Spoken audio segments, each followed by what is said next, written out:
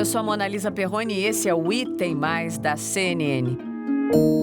Vamos atualizar então o número de casos de coronavírus por aqui. Segundo o Ministério da Saúde, já foram registradas 53.830 mortes pelo novo coronavírus no país. Esse mesmo levantamento ainda mostra que atualmente são 1.188.631 casos da doença. E o Brasil volta a ser o assunto na Organização Mundial da Saúde. As subnotificações e o aumento de casos chamam a atenção das autoridades internacionais.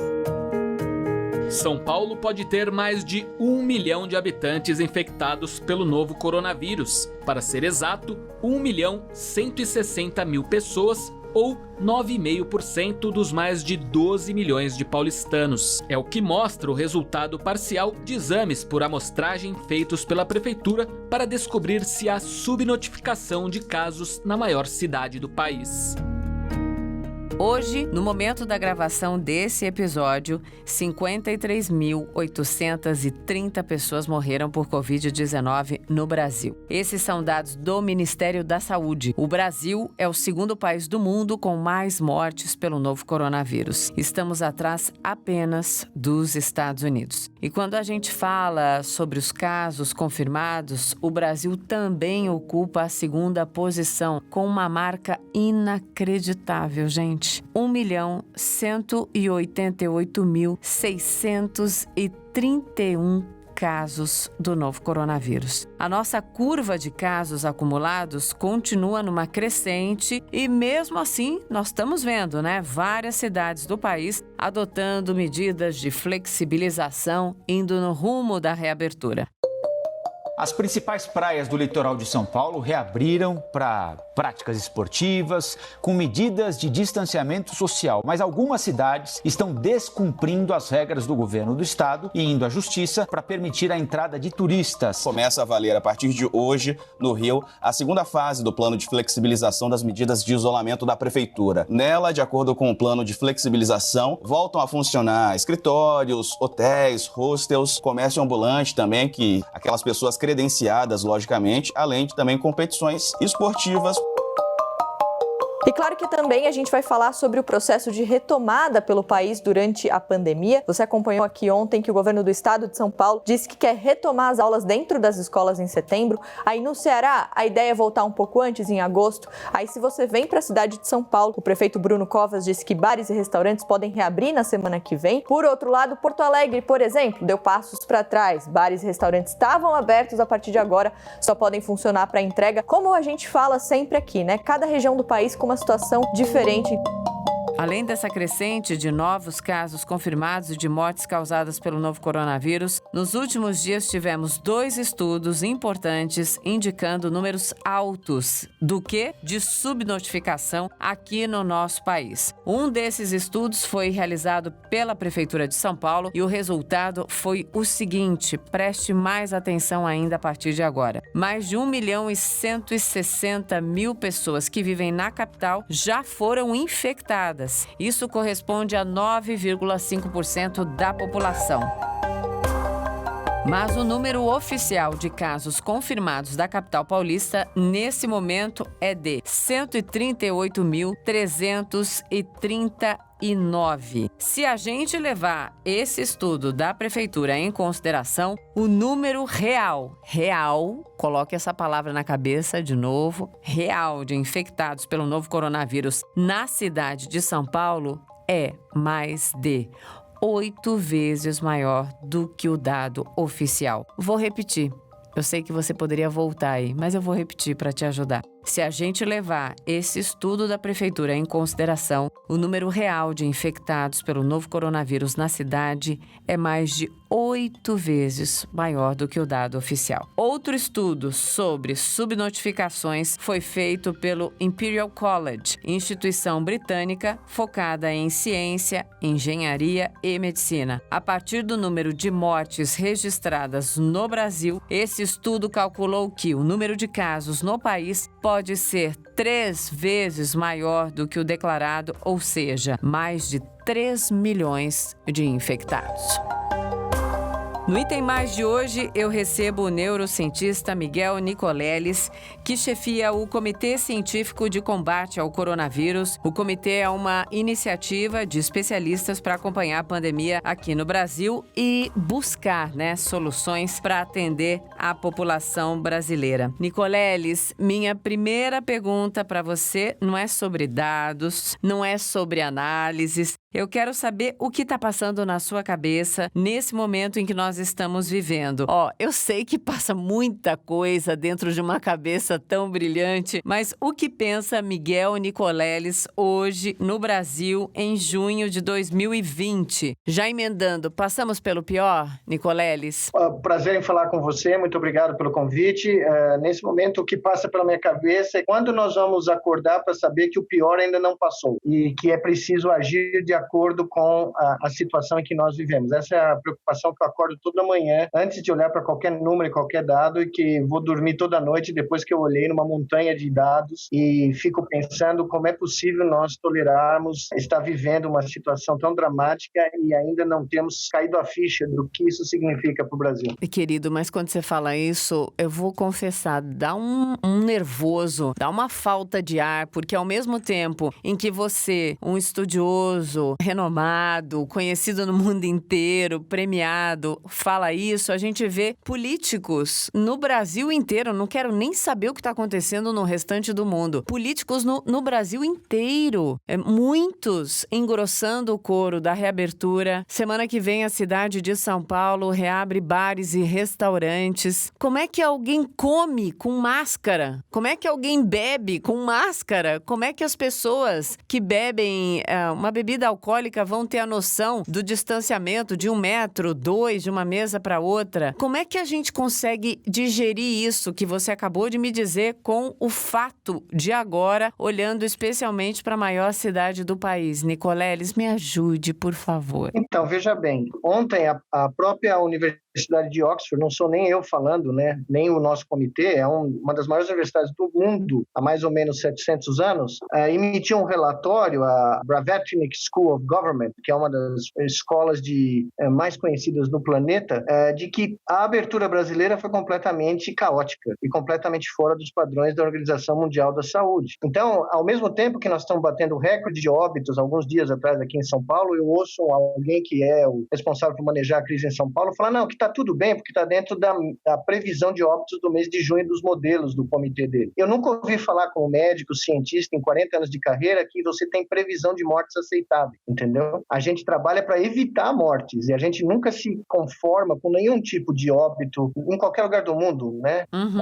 Agora, a gente manejar uma crise onde os critérios da abertura econômica ditam quais são os critérios de saúde pública que vão ser jogados fora da malha de parâmetros a ser analisada numa matriz de risco, é muito assustador para mim. Porque você não pode simplesmente dizer, não, os nossos leitos de UTI caíram, não estão mais em 95%, estão em 88%, então dá para abrir. Não dá, porque o leito de UTI é só um parâmetro a ser analisado numa crise dessa magnitude, e não é nem o mais relevante quando você pensa numa explosão epidêmica, onde os casos estão explodindo sem nenhum tipo de controle sanitário, onde o vírus nos ataca, que é a casa das pessoas. Nicoleles, quero tratar de uma outra questão com você que também tem causado apreensão. É uma questão que tem sido aventada desde o começo da pandemia, mas que agora essa questão ganha mais robustez. Nos últimos dias, a gente viu estudos apontando que o número real de casos confirmados e de mortes causadas pela Covid no Brasil pode ser muito maior do que os números oficiais apontam. E um cenário que muitos colegas seus já apontavam lá atrás pelo número baixo de testes na população e que o governo anunciou essa semana que vai aumentar, O que essas pesquisas trazem de novo para a gente se aprofundar nessa questão da subnotificação, Nicoleles? Esse é um ponto excelente que você levantou, porque a gente sabia, estudando os dados de síndrome respiratória aguda grave, desde fevereiro, antes mesmo de entrar no comitê, eu estava estudando isso por conta própria, que a subnotificação no Brasil era tremenda. A gente estimava entre 7 e 12 vezes o número de casos subestimados, o que poria o Brasil, vamos pôr aí um número intermediário, 10, só para ficar fácil, nós teríamos 12 milhões de pessoas infectadas nesse momento. Ocorre que, alguns dias atrás, um dos nossos membros do comitê, que que é o epidemiologista-chefe da cidade de Fortaleza, doutor Antônio Lima, publicou os resultados preliminares do primeiro estudo do inquérito sorológico feito na cidade de Fortaleza, em todos os bairros. Em um bairro de Fortaleza, ele mediu essa subnotificação, né, medindo quantas pessoas têm anticorpo versus o número de casos relatados. E a estimativa dele mostra que em um bairro só, na periferia de Fortaleza, a subnotificação pode ter sido de 20 vezes. Ah, meu Deus. Haviam 4.000 casos notificados, conhecidos, mas quando ele fez a estimativa de casos reais, baseados nos resultados de sorologia da população daquele bairro, ele encontrou 80.000 pessoas que tiveram possivelmente contato com o Covid, o que faz 20 vezes. Não é a média total da cidade de Fortaleza, a média é bem menor, mas o espectro que ele encontrou varia de 14 a 20 vezes. Então, mostra o tamanho da subnotificação, né, pelo país afora.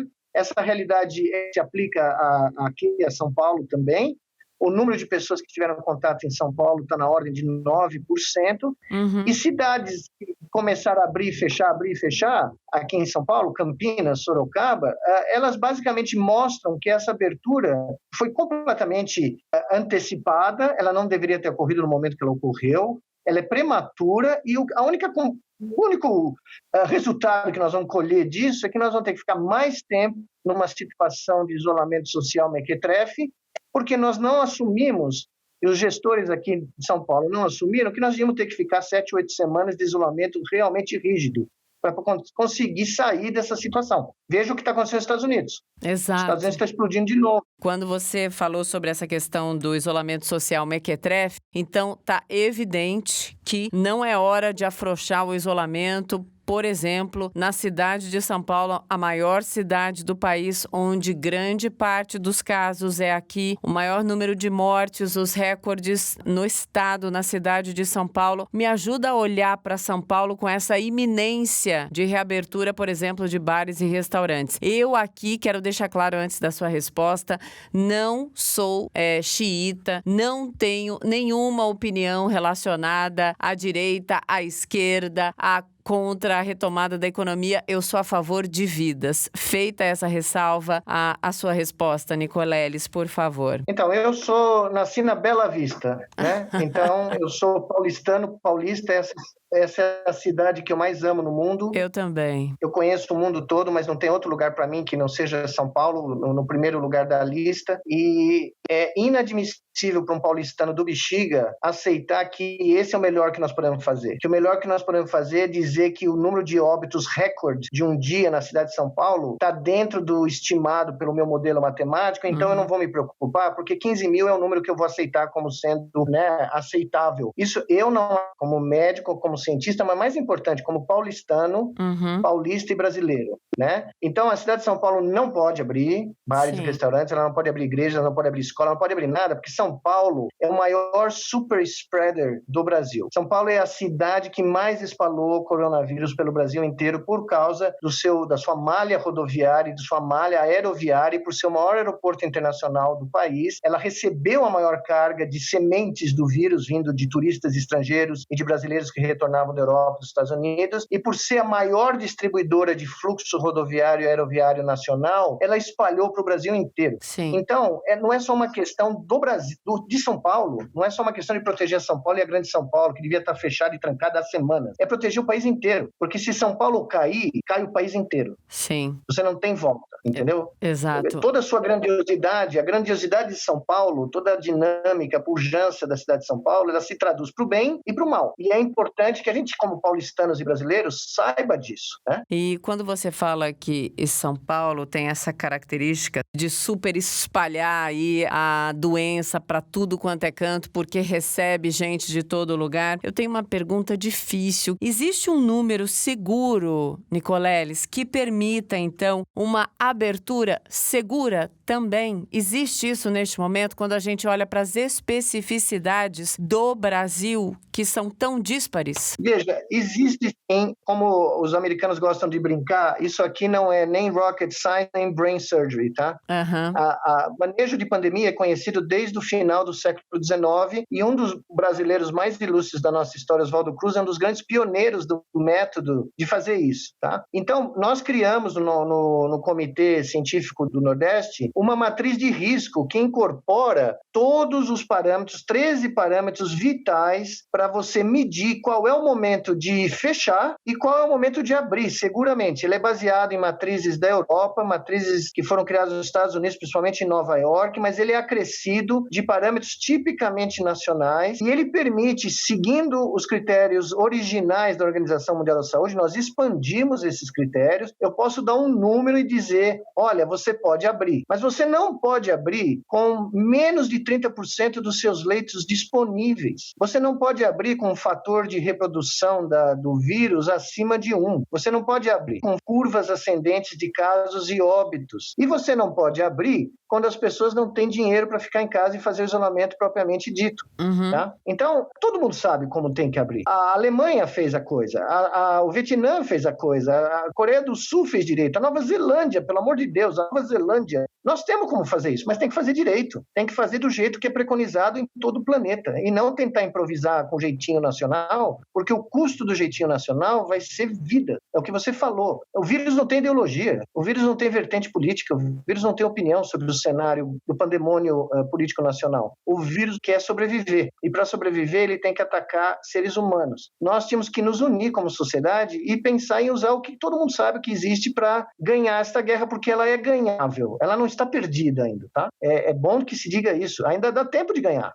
Mas precisa começar hoje. Dá um calorzinho aqui. Eu fico feliz quando você fala ela é ganhável, dá para ganhar sim. A gente não pode errar o rumo desse caminho aí da vitória. Eu queria perguntar para você como é que a gente garante essa retomada se as pessoas voltarem a circular? Como é que a gente pode pensar nisso, no que já está determinado pelas autoridades, Nicoleles? Olha, eu vou te contar um exemplo, 2 exemplos em diferentes partes do mundo que talvez te deem um calor maior. Basicamente, um dia nós estávamos no comitê em abril, no meio de abril, e o governador de Sergipe tinha decidido abrir Sergipe. E eu, quando me perguntaram numa entrevista aí na televisão qual era a minha preocupação, Pernambuco, Ceará, Maranhão explodindo, eu falei, minha preocupação é Sergipe. Aí a pessoa falou, mas como Sergipe? Sergipe tem os menores índices de infecção e de mortalidade do Nordeste. Eu falei, por isso mesmo, porque eu não estou olhando no presente, eu estou olhando no futuro. Os meus modelos olham 30, 60 dias no futuro. E se Sergipe cair, cai o Nordeste inteiro. Tem 200 casos e 12 óbitos, se abrir vai ter 30 mil daqui a um mês. Bom, 2 horas depois, o governador do Sergipe, e créditos totais a ele, foi numa entrevista coletiva lá em Aracaju e decidiu reverter o decreto. Sergipe parou, aqui nas minhas contas aqui atuais, chegou a 20 mil casos agora. Poderia com 60 mil se tivesse aberto. Tá? Uma ação de um governante no momento correto, no timing preciso, resultou no salvamento de vidas que nunca vão saber que um neurocientista teve um diálogo com o governador do Sergipe. O outro exemplo é o Texas, que eu conheço há 30 anos. O Texas resolveu que não vai ter isolamento social, nós vamos continuar aberto, abrimos depois que o presidente dos Estados Unidos falou que podia abrir. O que está acontecendo com o Texas ontem, à noite? Eu tenho um filho que morou em Houston. Houston explodiu. O Texas bateu o recorde. Os Estados Unidos bateu o recorde de casos desde abril. O crescimento de casos em 2 semanas nos Estados Unidos já passa de 40%. Califórnia, Texas e Flórida vão ter que fechar tudo de novo. Sim. E não estão preparados. Tem 150 mil pessoas em condição de moradia de rua na Califórnia, só na Califórnia. 40 milhões de habitantes, 150 mil moram na rua. A Califórnia não tem como dar conta dessa população se elas forem infectadas. Então, são 2 exemplos opostos que mostram como o timing numa pandemia é tudo. Exato. Né? O timing do vírus não é o timing da gestão rotineira. Ou você age no timing do vírus ou você perde a guerra. É isso aí, saber agir, né? No momento certo, o tal do timing. Eu amei falar com você, quero conversar com você mais, quero te entrevistar na TV também, no Expresso, porque sem dúvida a gente vai precisar discutir o que já está sendo determinado pelas pelas autoridades é a consequência de tudo isso. Muito obrigada por me ensinar mais hoje. Eu amo aprender, foi uma delícia. Um beijo, querido. Muito obrigado. Até a próxima. Até mais. É isso, gente. A semana tá acabando, mas claro, na segunda-feira tem mais. A gente se vê então na segunda. Não, a gente se ouve. Beijo, em té.